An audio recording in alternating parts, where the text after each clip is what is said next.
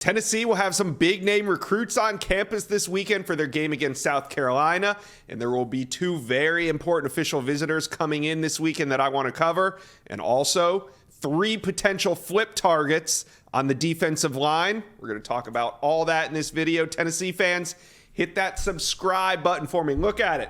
We just hit 10K. Thank you guys. And if you're not on yet, hit the subscribe button to the On3 Recruits channel. Okay.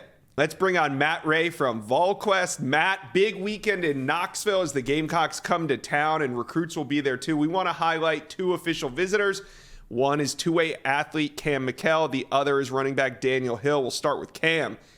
Two-way athlete out of Georgia. It's been picking up some steam in his recruitment. Tennessee, UGA, UF, South Carolina, and Colorado, and among others involved. Where do you think Tennessee stands heading into this visit?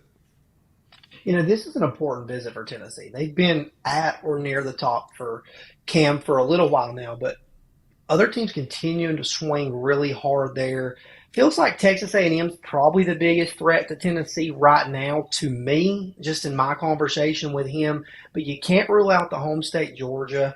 Obviously they've recruited him as a defensive back for the duration, but with the loss of Nye Carr, does that change up here?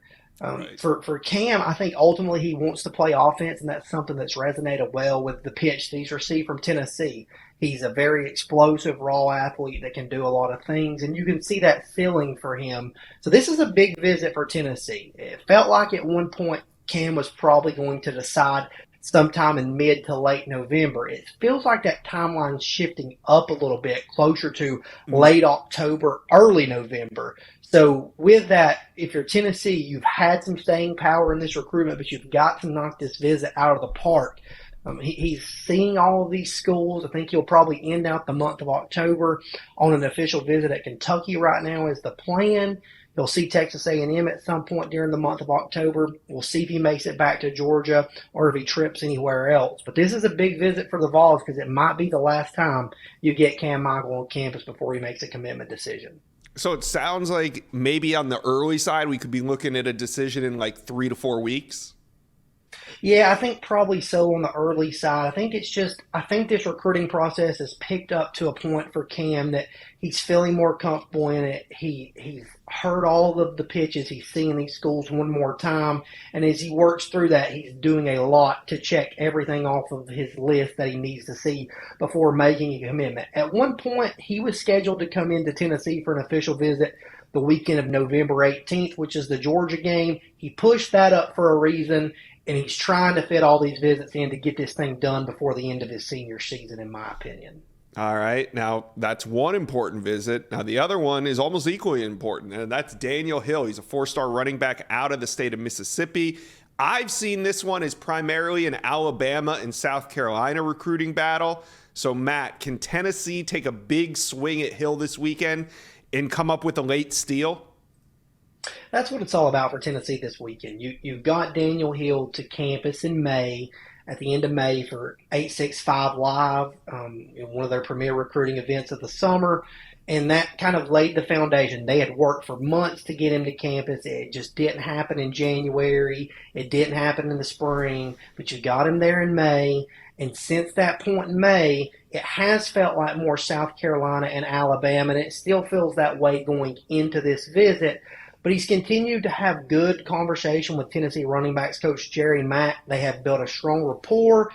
Jerry Mack has a lot of ties into that area of Mississippi, and he's done a good job down the stretch during his tenure at Tennessee of closing out on some of these running back targets. So if you're Tennessee, you're taking a big swing this weekend. You've got one of your primary competitors as your opponent in South Carolina, and the Vols are going to come out and they're going to run the ball. Right out South Carolina a pretty good bit this weekend is my expectation. So you're going to have a chance to line some things up for Daniel Hill and take a big swing.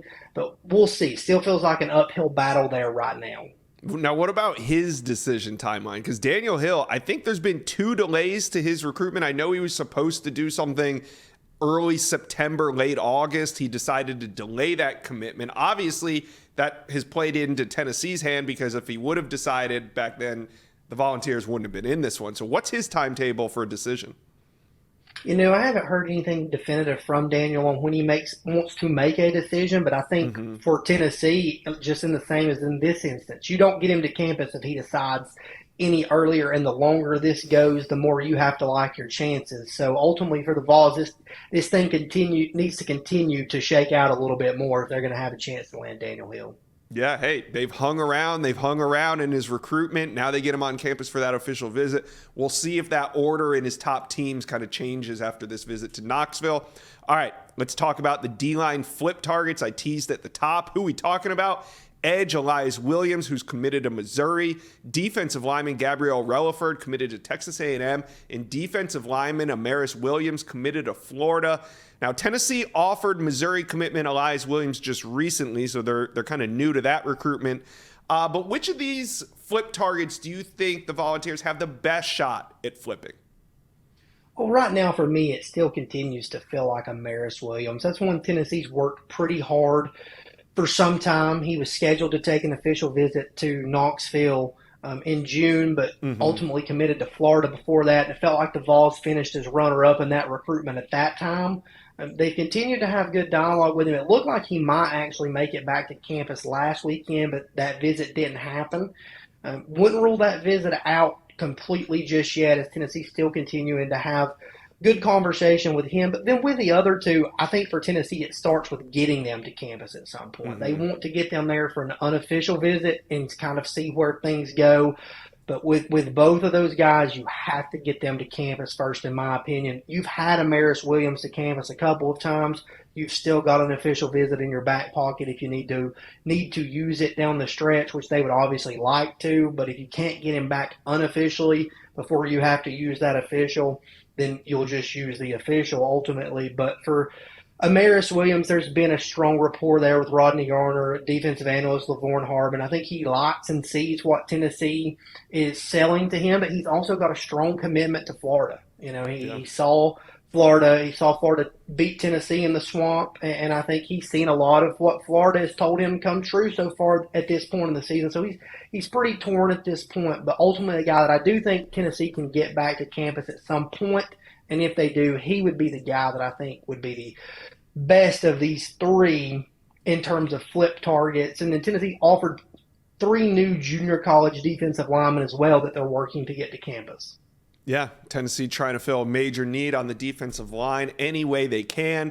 All right, so this weekend we're talking about the weekend visitors. It's a strong list. It's an efficient list. It's not over built with quantity though. So when can Tennessee fans expect the next big visit weekend to happen in Knoxville? Yeah, you'll have the bye week after this weekend, and then you'll see Texas A&M come to town. And I think that is a weekend that really sets up nicely for Tennessee to have some big time visitors on campus. We expect George McIntyre there, from what we've heard, Hmm. 2025 elite quarterback. As well as another in-state prospect in 2025 athlete, one of the top two-way players in the country for that cycle in Baylor school standout Cameron Sparks, a guy that Tennessee likes on the offensive side of the football. And that visitors list is one that I think is going to be more expansive for the Vols as things kind of shake out. And then at the end of the year, they'll get several kids to campus for the Georgia game as well. But right now, you're closing out some things in 24, and it's really starting to shift to 2025.